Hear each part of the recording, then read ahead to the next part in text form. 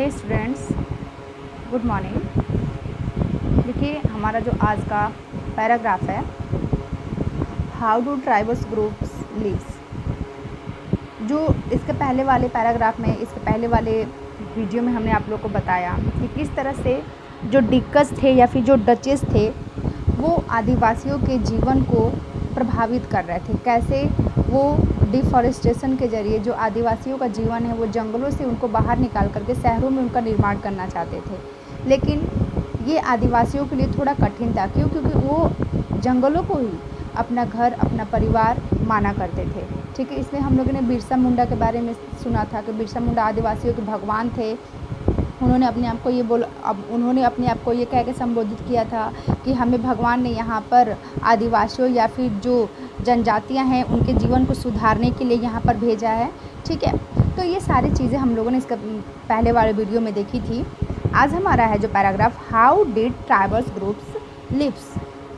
ये जो ट्राइबल्स थे ये रहते कैसे थे, इनका जीवन आसान था, कठिन था, बहुत ज़्यादा संघर्ष वाला था, या फिर एक इजी वे में इनकी लाइफ कट रही थी। चलिए इसके बारे में आज हम लोग देखते हैं। ठीक है, आई होप आप लोगों को चैप्टर समझ में आ रहा होगा।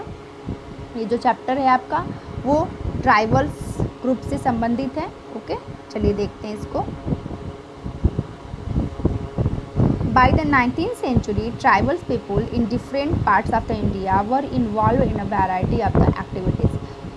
अगर हम बात करें 19वीं शताब्दी तक, तो 19वीं शताब्दी तक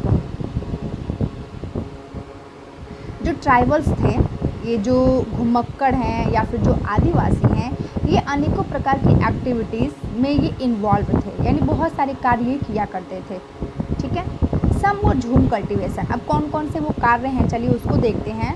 तो कुछ झूम कल्टीवेशन, झूम खेती किया करते थे। अब ये झूम खेती क्या है, आप लोग को 7th वाले चैप्टर में, क्लास 7th वाले बुक में झूम कल्टीवेशन के बारे में पढ़ने को मिला होगा, लेकिन फिर भी मैं आप लोग को बता देती हूँ। देखिए, सम ऑफ देम प्रैक्टिसेस झूम cultivation, that is shifting cultivation. This was done on small patches of the land, mostly in the forest. ये जो झूम कल्टीवेशन होता है इसको हम लोग शिफ्टिंग कल्टीवेशन भी कहा करते हैं। तो कुछ ट्राइबल्स जो होते थे वो झूम कल्टीवेशन, शिफ्टिंग कल्टीवेशन करते थे।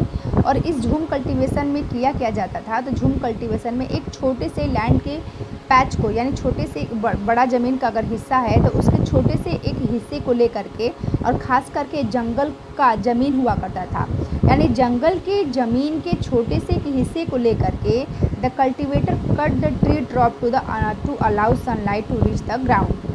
जो कल्टीवेटर होता था, जो झूम खेती को करने वाला किसान हुआ करता था, वो उस प्लॉट के जो भी पेड़ पौधे हुआ करते थे उसके ऊपरी हिस्से को अच्छे तरह से काट देता था, जिससे कि जो सूर्य की रोशनी है वो मिट्टी पर, ज़मीन पर अच्छे से पहुंच सके। And burn the vegetation on the land to clear its for cultivation. और बाकी पेड़ को काटने के बाद जो छोटे मोटे वेजिटेशन हुआ करते थे, वेजिटेशन मतलब वनस्पतियाँ जो हुआ करती थी, घास फूस होते हैं ना, तो उस जगह के घास फूस को ये लोग क्या करते थे, जला दिया करते थे। They spread the ashes from the firing which contain the potash to fertile the soil. और इसके पास से जो भी जली हुई चीज़ होती थी उसको अच्छे से ये लोग मिट्टी में क्या कर देते थे, ऐस मतलब जो राख होती है ना, राख को अच्छे से मिट्टी में मिला दिया करते थे, जिससे कि जो राख होती है उसमें पोटास और फर्टिलाइजेशन का पावर ज़्यादा होता है, जिससे कि जो मिट्टी होती है वो उपजाऊ हो जाती है। तो इस तरह से वो मिट्टी को उपजाऊ बना लेते थे। They used axes to cut tree. इन्होंने पेड़ पौधों को काटने के लिए ये कुल्हाड़ियों का ये यूज़ करते थे। एंड द होय टू स्क्रैच टू सॉइल। और होय मतलब कुदाल जो होता है ना, उसको, वो मिट्टी को खूंदने के लिए ये लोग उसका यूज़ करते थे। And to prepare it for the cultivation. और इस तरह से ये एक्स से और होय से हेल्प लेकर के अपनी खेती के लिए एक फर्टिलाइज़र सॉइल का निर्माण कर लिया करते थे। They broadcast the seed, that is spreaded the seed on the field instead of the ploughing the land and sowing the seeds.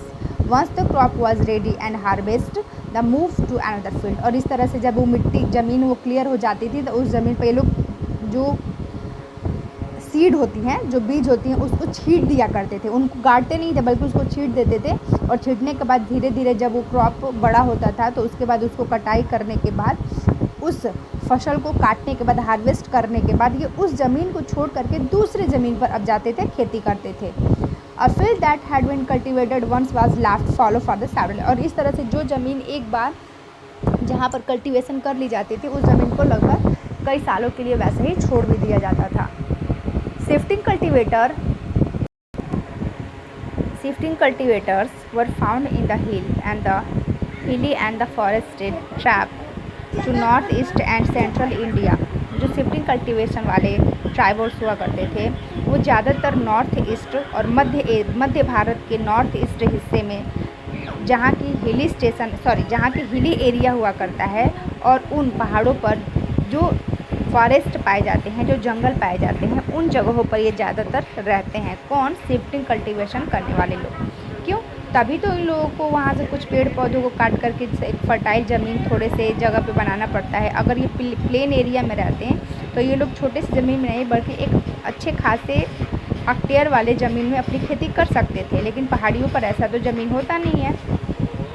The lives of these tribal people depend for the free movement within forest and on being able to use the land and forest for the growing crop। और इनका जो जीवन होता है, ये इनका एक अधिकार है इनको, ऐसे ट्राइबल्स को, कि ये जहाँ भी रहते हैं वहाँ पे जंगलों को कटाई करके उन जंगलों की ज़मीन को यूज़ करके अपने लिए क्रॉप उगा सकते हैं। ये इनका हक होता है, ये उसके लायक होते हैं।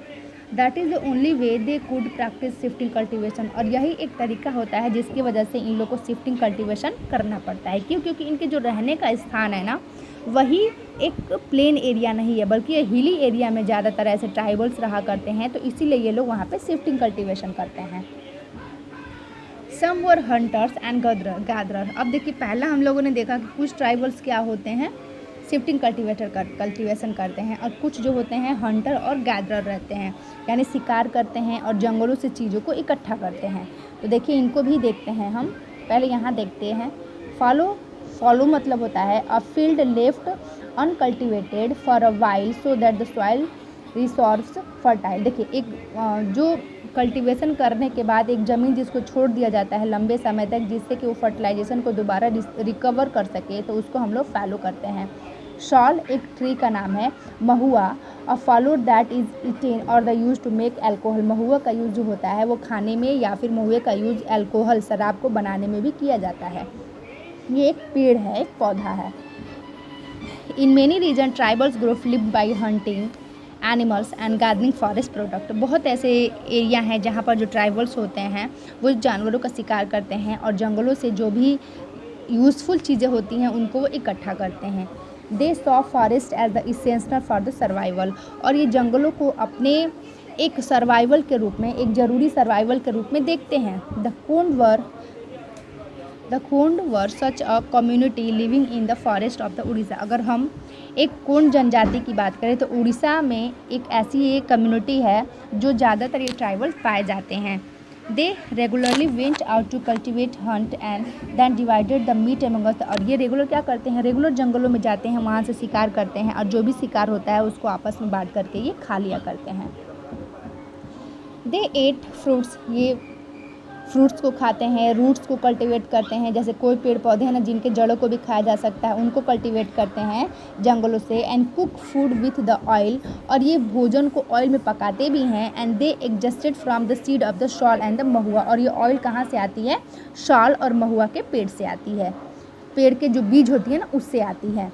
They used many forest shrubs and the herbs. ये जंगलों से बहुत सारे औषधियों को और बहुत सारे जो पेड़ पौधे होते हैं ना, जो झाड़ियाँ वाले पौधे होते हैं, उनको ये लेते हैं और उनका यूज़ करते हैं। उनको अपने जीवन में उनका जो एक इम्पॉर्टेंस है उसको वो देते हैं, हर्ब्स और श्रब्स को। किसके लिए? मेडिकल प्रॉपर्टीज़ के लिए। यानी जो भी चिकित्सक कार्य होता है, इनको हर्ब और श्रब से अपने चिकित्सक रूप में कुछ किसी भी बीमारी को लड़ने के लिए इनको जानकारियाँ भी हैं। एंड द लोकल वीवर्स, और जो यहाँ के लोकल वीवर्स होते हैं जैसे कि उड़ीसा के weavers and leather worker turn to the Kond when they needed supplies to kusum and the palash flower to colour the cloth. तो ये क्या करते हैं, जो यहाँ के जो उड़ीसा के जो वीवर होते हैं, वहाँ के जो लोकल मार्केट वाले जो होते हैं, तो वो क्या करते हैं, खोंड जनजाति से सप्लाई करते हैं किसका, कुसुम का और पलास के पौधे से जो कलर निकलता है। क्यों? क्योंकि यही जंगलों में रहते हैं ना, और जंगलों में घूमा करते हैं, तो जंगलों में घूम करके ये पेड़ पौधों को, ऐसे पेड़ पौधों को लाते हैं, तो इन पत्तियों से या फिर इन पेड़ों से जो भी कलर्स निकलता है कपड़ों को बुनने के लिए, तो उन कलर्स को यहाँ के जो स्थानीय व्यूअर होते हैं उनको वो खरीद लेते हैं, उनको ले लेते हैं।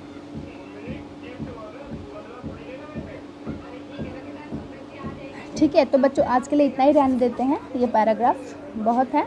कल from where did the forest people get, यहाँ से हम लोग पढ़ेंगे। आज के लिए इतना ही। ओके, बाय बच्चों।